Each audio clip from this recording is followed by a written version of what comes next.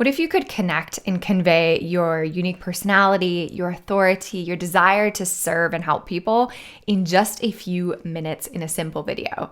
This was the question that we explored in today's conversation. Welcome to the Brand Gravity Show. I am your host, psychology-driven brand strategist, Kaye Putnam. We set out to have this conversation on a completely different topic. I realized that it wouldn't be the one that would best serve you, and we pivoted in real time, and I am so glad that we did because this is fascinating. I cannot wait for you to hear my interview today. My guest today, Stephan Wiedner, is a psychological safety expert whose career has focused on developing sustainable high-performance leaders, teams, and organizations. His passion for unleashing the collective potential of people has led him to co-found Noomi.com, the web's largest network of independent life coaches, Skillsetter.com, the deliberate practice platform for interpersonal skills, and Zarango.com, the psychological safety training experts. Stephan has been a guest speaker for Ace Tech CEO Roundtable, Scrum Master Toolbox Podcast, Building Psychological Strength Podcast, and many other audiences interested in psychology, business, and technology. His writing has been featured in Forbes, Entrepreneur, and other popular publications. Stephan is married with 2 children and enjoys spending quality time in the outdoors, hiking, biking, camping, and reading. We have a ton in common. Let's dive straight into the conversation.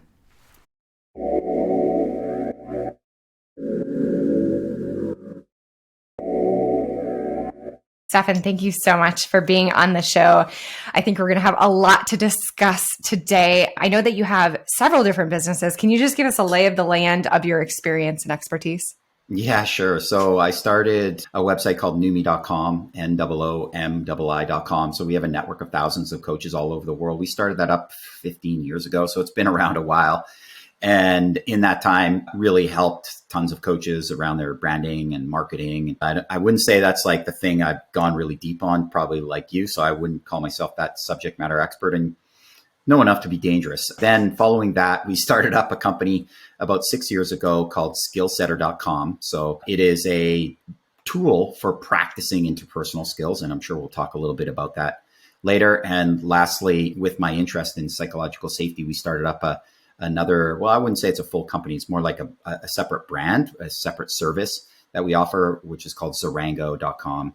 And that's where we deliver psychological safety-based training to organizations.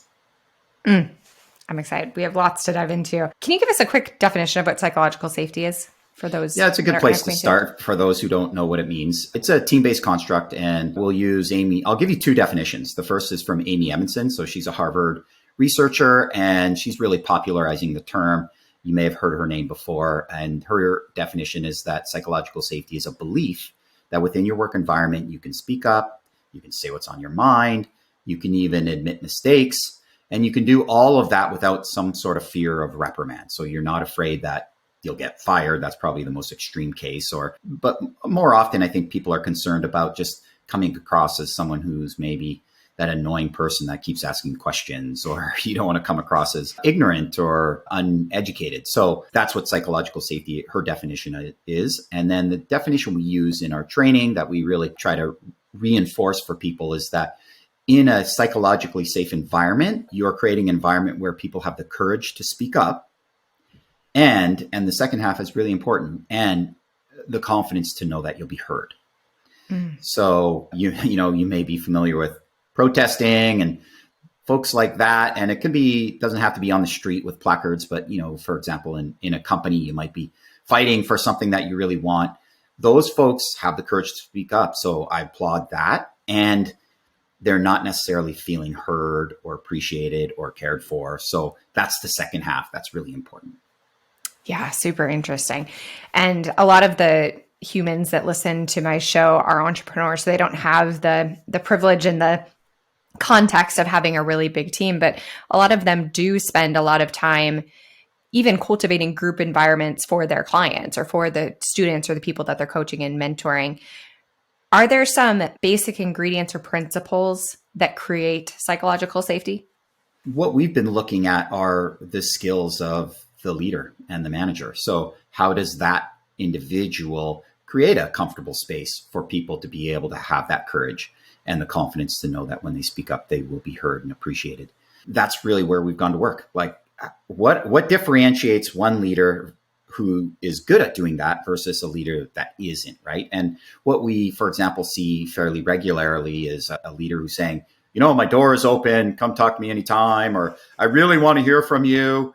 And yet people still don't feel that level of comfort. And so what's the difference there? And that's what we try to help managers with. And a lot of it is around this concept of, say, active listening. A lot of coaches are familiar with that. So how do you actively listen? And the reality is most managers, I think if we had a room full of 1,000 managers and we said, okay, raise your hand if you think you're in the top 20% of listeners, lo and behold, probably 80% of the people in the room would raise their hand, right? And that's mathematically impossible. And so I think we all think we're good listeners, and yet some are better than others. And then the other active ingredient, if you will, for what we believe to be the sort of the key skills that someone who fosters psychological safety would have are, number one is, we already talked about that active listening, but the underlying sort of mechanism is empathy. Mm-hmm. And secondly, what we would call interpersonal responsiveness. So the first one, I think everybody generally knows what that means. And I would say, broadly speaking, you as an individual need to be willing to kind of put yourself in other people's shoes, like understand what life is like for them. And the more you can do that, the more psychologically safe you're going to have them feel, because you're relating to them. And then the second one, and there's a bunch of sub skills for being able to do that. And then the second one is that interpersonal responsiveness. What that means is when you see some sort of potential rupture, and it's not just between you and someone else, but maybe between other members, like if they're not quite seeing eye to eye, or you have the ability to approach that rupture and kind of go, what's going on here? And unpack it for not just those 2 or 3 individuals, but maybe for the whole group. And that really facilitates psychological safety, because you're not just going to go, oh, this is kind of awkward, skip, move on. We definitely don't want that. And that's what we see. We see folks that have a high level of anxiety in those moments when things get a little bit awkward. They're less likely to be able to foster psychological safety every day, all day, when it's good, when it's bad, when it's challenging, and all other potential circumstances.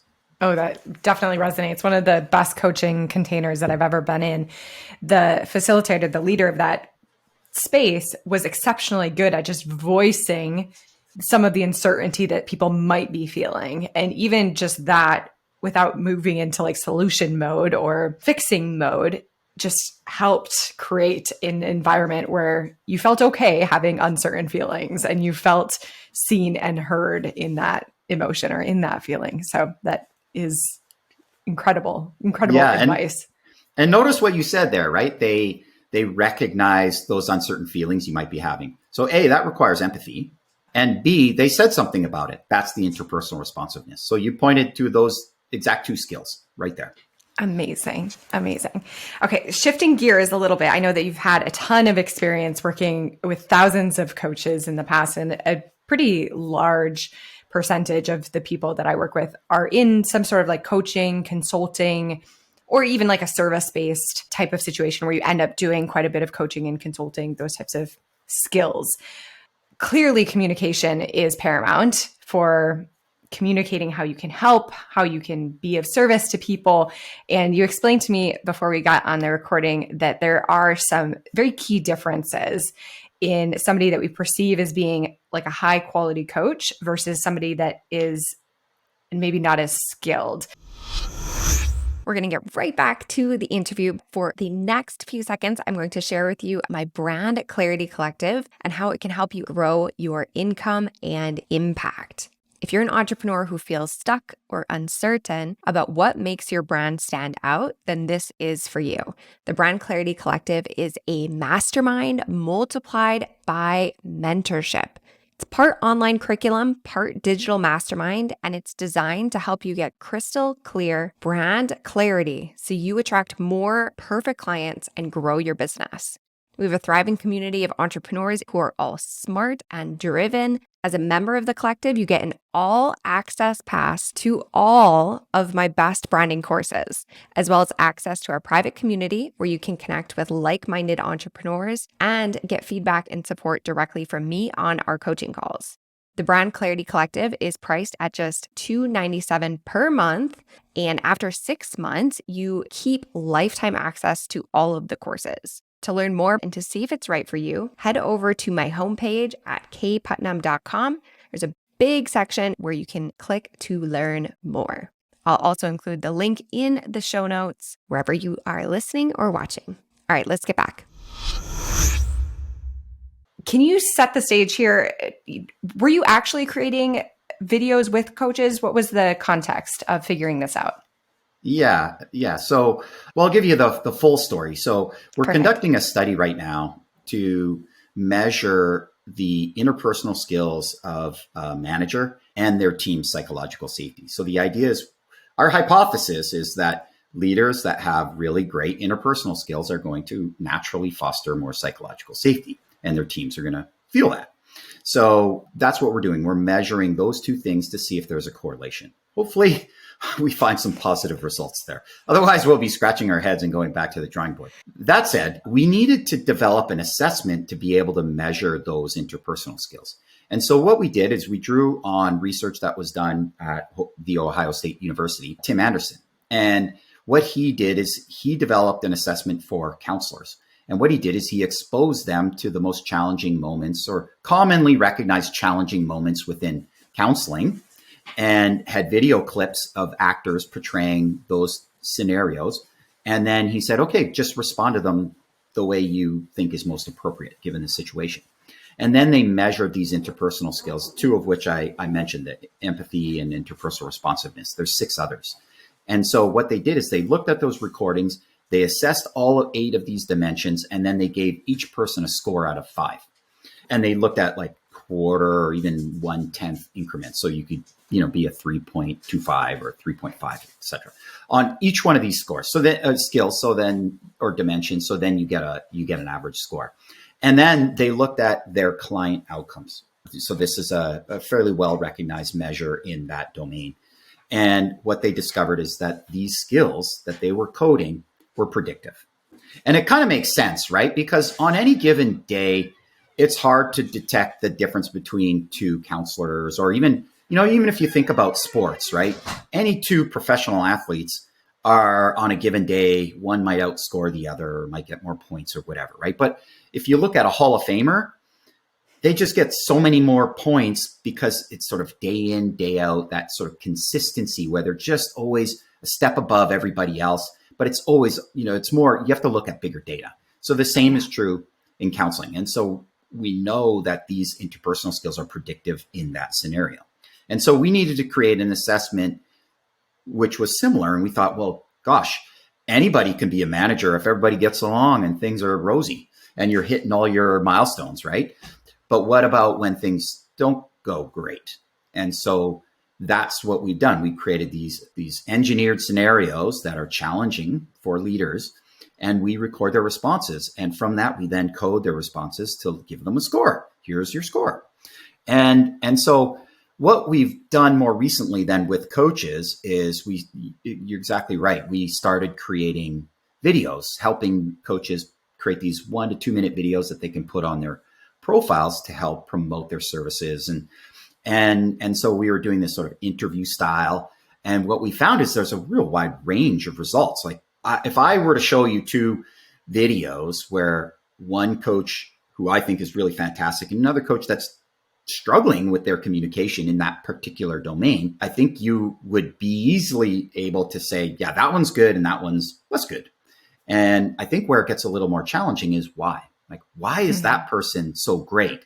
You even think about, I don't know, TED Talks, or you've probably seen many speakers up on a stage. Like some just nail it and others are less so. And it's hard to pinpoint what it is. So that's what we're trying to do here with this assessment, is pinpoint what those individual skills are that has one person seem like a 5 out of 5 and another person seem like a 3.5 out of 5.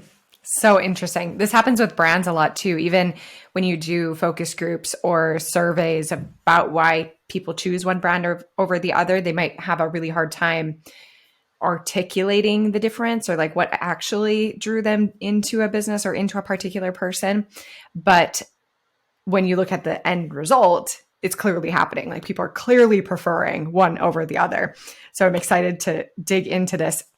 So you mentioned that at least the study with the counselors had a bunch of different factors. Are you finding that same to be true with the coaches, that there's 8 different layers that you're looking at? Yeah, exactly. So I took the same assessment, those same 8 dimensions, and applied it to these marketing videos. And I thought, well, surely marketing videos are different from interacting with clients or interacting with your team members. And it turns out it's like shocking. If you just take all the same dimensions, it's like shocking. You're like, wow, okay, this person scores a 5 on like all of these dimensions. And this person scores a 3.5. No wonder they're better. And if you want, I mean, I can tell you what those 8 dimensions are. Do you want to go into that? Do we want to go into that nerdy detail? I was going to ask you if there were 2 or 3 that were most prevalent, but if you know all 8, I'd love to hear them. Yeah, sure. We'll go through them. I'll try to make it quick, and hopefully they're fairly self-evident. So the first one is verbal flow. And so verbal flow is just the words coming out of your mouth. Do you speak fluently? And I don't mean fluently as in, do you know the language really well? Because we've looked at that. Like we've looked at individuals who are anxious and they're speaking their non-native language. Yeah. And so it's not about fully understanding the language. It's about how the words come out. And is there like a rhythm? Is your tone melodic? Can people easily follow and listen? And the reason why we look at that is because the antithesis of that, or like the opposite of that, is like verbal stuttering, I guess. And that is a sign of anxiety. And so people are drawn to those who are confident and speak well, and right, their words come out really eloquently. So that's the first one. Second one is the ability to generate hope and positive expectation. And in coaching, one thing, that we see is people going, oh, you can do it. This is amazing. That's not it. Being able to generate hope and positive expectation, might include some cheerleading. I would call that sort of empty cheerleading. What there needs to be as a key ingredient for generating hope and positive expectation is there a clear path? So is there a clear path forward? Like, hey, team, we're really struggling with XYZ. We might lose our biggest client. Here's the plan, or here's what I'm thinking. Right? See how that generates a lot more hope and positivity, as opposed to, come on, team, let's just do it. We can do it, rah, rah, rah, right? Like that feels empty and doesn't necessarily generate hope and positive expectation. The third one is persuasiveness. So this is the ability to have someone see things through a different lens or see a perspective that they don't necessarily share or embrace. And so you can see how that's valuable in a team. Like, hey, folks, I realize you're probably all really stressed about this, and I'd like you to take on a new perspective, and here's what it might be. Or I'd like to convince you of a different way of looking at things. And that's also equally relevant as a coach. If you're working with a client or working with a prospective client, talking to them, how persuasive are you? The fourth is emotional expression. This one's been really interesting for us to see in a business context, because we see a lot of business leaders whose emotional expression is very flat. Both their tone, so the voice, right, the inflection in their voice, but also their physical emotional expression. So they don't use their hands, they don't move their body at all. Like there's some people that are very rigid and sound almost robotic. And so I'm going to pause there. So there's verbal flow, hope and positive expectation, persuasiveness, and emotional expression. Any questions on any of those? No, these are fantastic. I have follow-up questions once we get towards the end of the list, but I'm eagerly awaiting the second half here. This is really interesting. Cool. And then the next is acceptance. So to what degree are you non-judgmental? And so when someone's saying, I just can't seem to get things done, and then you respond with, well, have you tried X, Y, or Z, right? You notice how you might say it, you might be well-intentioned, but the tone might just come across as, you're judging me for not getting stuff done, right? And so you want to be able to address issues like that, but also do so in a way that's non-judgmental. It helps the other person move forward. The next one is empathy. We talked about that one already. Next one after that is alliance capacity, or basically collaborativeness. Like, to what extent do you use we language? To what extent do you remind people of the bigger picture as well? This is particularly relevant in a team setting. Like, do you emphasize the interconnectedness within the team? Like, hey, folks, like, we're all doing this together, and maybe you're on the marketing and you're on the product development, but they're interrelated, and here's how. Like, reminding folks of that interconnectedness is really valuable and useful. And same thing if you're working one-on-one with someone, right? You want to work with them and demonstrate that again and again through your language. And then the last one is that interpersonal responsiveness, which I think we already mentioned. It's the idea of being able to approach rupture or potential rupture and do something positive about it. So that's it. Those are the 8. Fascinating. Mm-hmm. I'm curious, and maybe this is too far down the weeds, into the weeds, but you can tell all of that within just a 60-second video. You can grade people on all 8 attributes. That's the cool thing about it. Yes. Now, there's going to be some attributes that don't show up in certain clips. Yeah. And so we just give it an average score of 3 at that point in time. And yeah, and that to me is like the real mind-blowing aspect to all of this, right? Because that is what I would call thin slicing, right? I don't know if you're familiar with the book Blink by Malcolm Gladwell.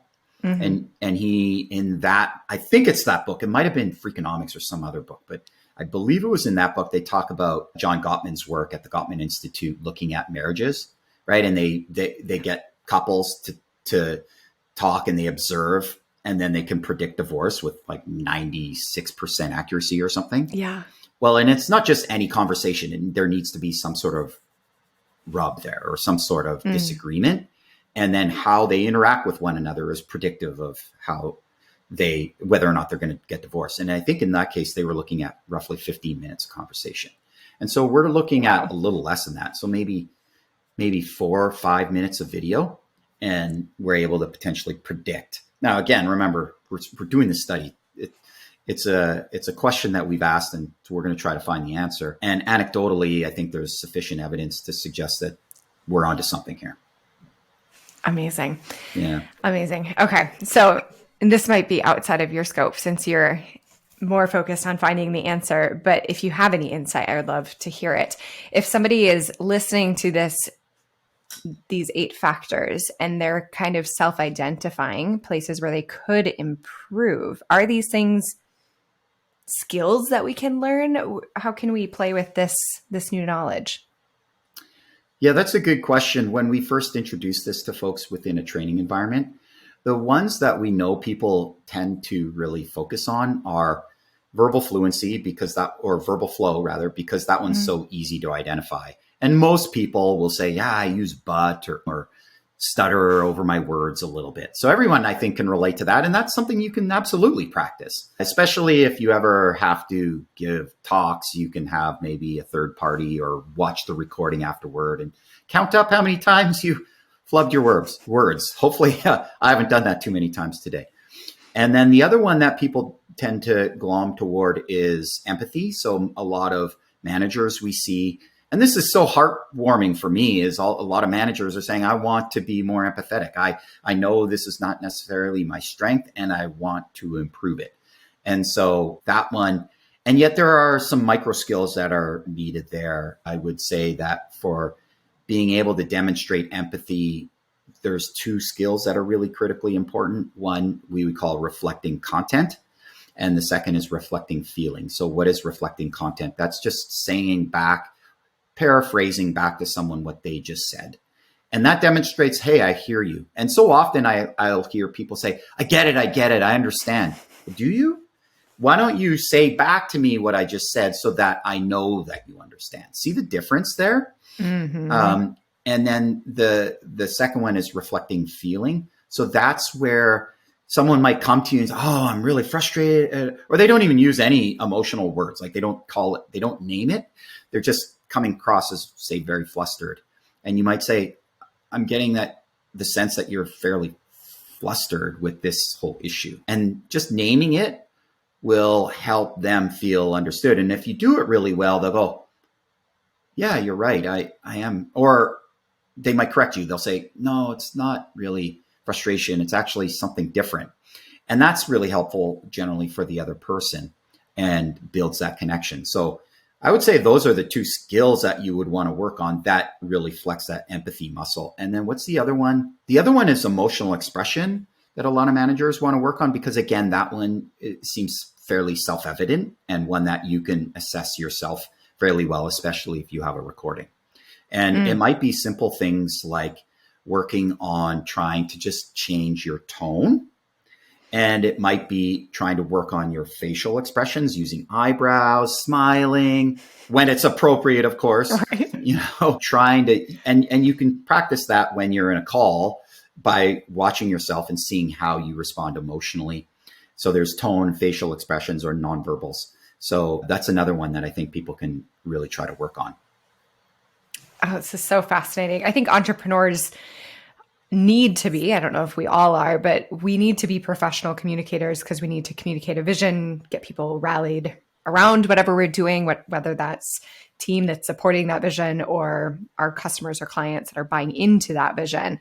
And just knowing what the pieces are is so helpful because it gives us a language and it gives us more specificity to look into for improving our communication skills. So incredibly fascinating.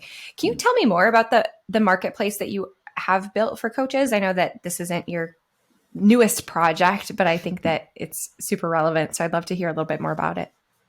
Yeah, Numi is a network of coaches. We have coaches all over the world, and you basically sign up. You can create an account, you can promote your services and what you do to the world. And then individuals come to our website looking for a coach. And a lot of people will just browse our website and find a coach, whether it's in their area or based on the specialization, or they'll come to us and they'll ask for a personal recommendation. And so we have staff that do that all the time and pretty good at it. So, if you're a coach, you could list yourself in our services and be recommended to clients around the world. Amazing. That's the essence of it. We also, in supporting our coaches, we have a lot of really useful resources to help them with their marketing, to help them with identifying their brand. Again, I don't think we go into it nearly as much as perhaps you do. And yet we try to give them as many kind of free resources as possible. We also have some other resources, like we call it the coaching circle. So we match coaches up with other coaches so that they can coach each other and get some ICF hours. And yeah, that's it. Amazing. I know that will be very helpful for a lot of people that are listening. So thanks for giving us the overview there. What is your vision with all of the work that you're doing around psychological safety? What impact do you hope to have? I love that question. Thanks for asking. For me, it's about creating work environments where people feel engaged, can show up, and it's a good, safe place for them to work. Ultimately, like the enemy that I see out there in the world is apathy. Apathy is just the killer of motivation.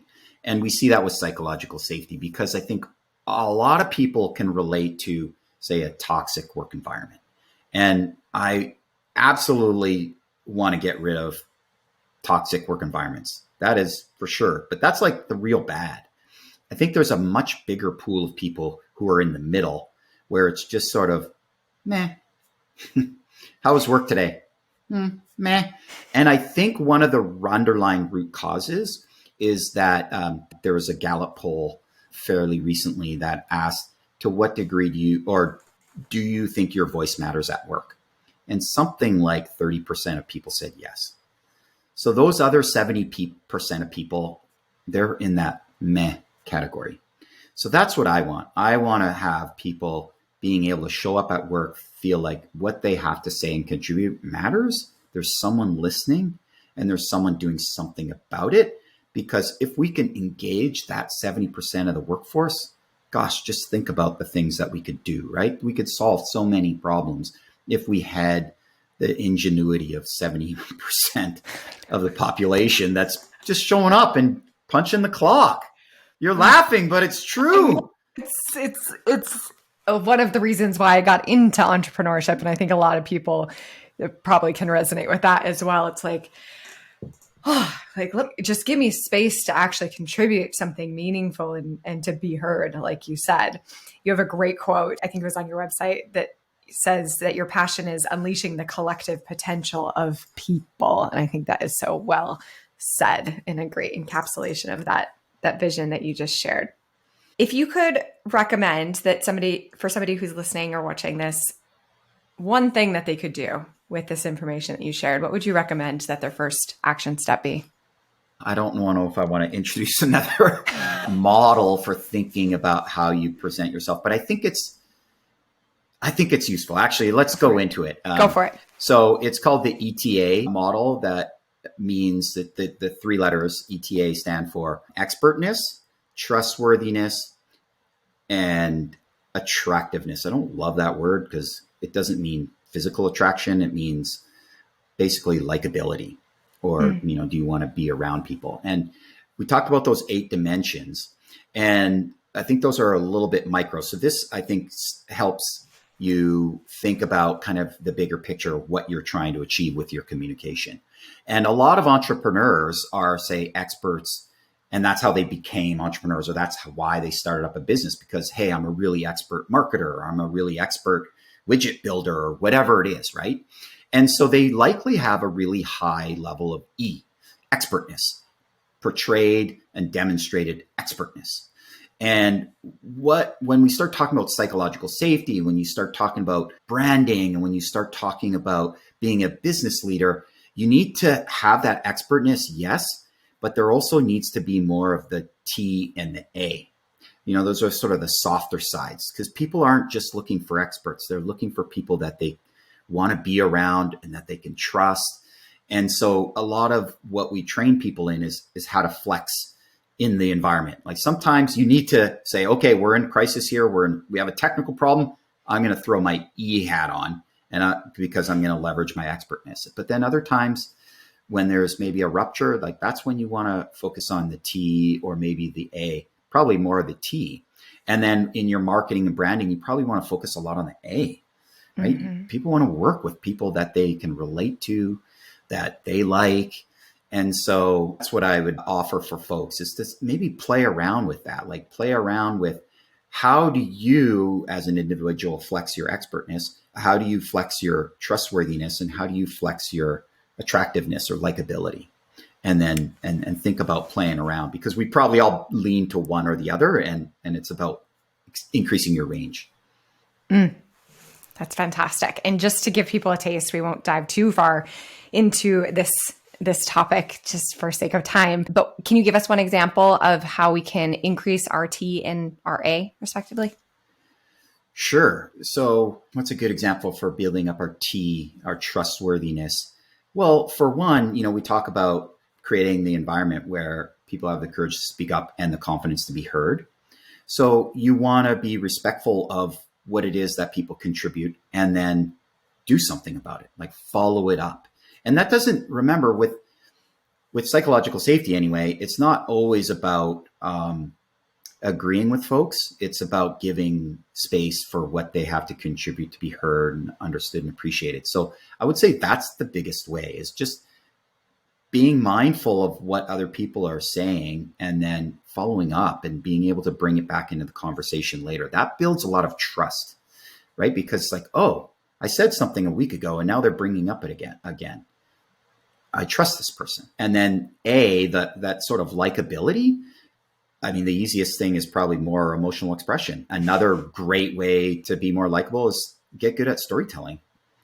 Tell stories. People love hearing stories, right? As soon as you start a story, they're going to lean into their front of their chair and want to hear what you have to say. Mm-hmm. And our brains remember stories much more than that expert, fact-driven statistic content. Right. And I have a really great, a mentor of mine, and he said, oh, I see with a lot of this marketing you're doing, you're doing a lot of convincing. And I'm like, yeah. He said, I'd like you to be less convincing and more formidable, more right? You see the difference there? Like convincing is that it's the brain, it's the expertness, like, hey, you need to do this because it's right, versus more of that T and the A. So that's fantastic. Where can people find more about you if they are interested to learn more? Well, I'm most active on LinkedIn as far as like social media goes. So I'd love for people to connect with me on LinkedIn. Please just reach out and connect and send me a message. My URL for LinkedIn is linkedin.com/IN/S, my first initial, and then my last name, Wiedner, S. Wiedner, SWIEDNER. So check me out there and let's connect and stay in conversation. And the other thing I'd love to offer, if it's okay with you, Kaye, is around psychological safety, if it's relevant. Actually, you know what? I'd like to call a bit of an audible. Here's what I'd like to do. We talked about this interpersonal skills assessment. I would love to offer your listeners the opportunity to take the assessment. Again, it's a performance-based assessment. We'll show 4 or 5 videos to the individual, and then they have to record a response up to 2 minutes max. So the whole thing takes 12, maybe 20 minutes. And then we can get our coders on it to review and give you a score if you're up for it. And then we generate a report for you, identifying where your strengths are and where some opportunities for growth and development are. So if folks are up to that challenge, then the website address for that would be zarango.com, zarango.com/free FIS. So it's free, the word free, MFIS, and that stands for Manager Facilitative Interpersonal Skills. So that's the assessment that we've developed. What an amazing offer.